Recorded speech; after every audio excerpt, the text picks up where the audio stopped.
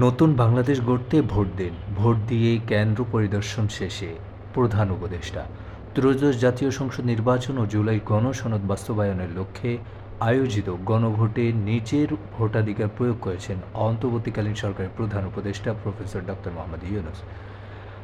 আজ বৃহস্পতিবার সকাল 10টার দিকে রাজধানীর গুলশান 2 নম্বরে অবস্থিত Gulshan model school and college কেন্দ্রে তিনি ভোট দেন। ভোটদান শেষে উপস্থিত সাংবাদিকদের সঙ্গে আলাপকালে তিনি এই দিনটিকে নতুন বাংলাদেশের জন্মদিন হিসেবে অবহিত করেন। তিনি বলেন, দীর্ঘ সময় পর দেশব্যাপী এক উৎসব মুখর পরিবেশে ভোট দিচ্ছে জনগণ। এই নির্বাচনের মাধ্যমে আমরা এক দুঃসময় অতীতকে পেছনে ফেলে নতুন আগামীর পথে যাত্রা শুরু করলাম। বিভিন্ন কেন্দ্র পরিদর্শন শেষে ও খোঁজ খবরে নিজের ভোট দেওয়ার পর প্রধান উপদেষ্টা রাজধানীর বিভিন্ন এলাকায় ভোট কেন্দ্র পরিদর্শনে বের হন এবং তিনি জনগণকে নিজ নিজ উদ্যোগে ভোট দিতে আহ্বান জানান এবং নতুন বাংলাদেশ গড়ার লক্ষ্যে তিনি সবাইকে উদাত্ত আহ্বান জানান।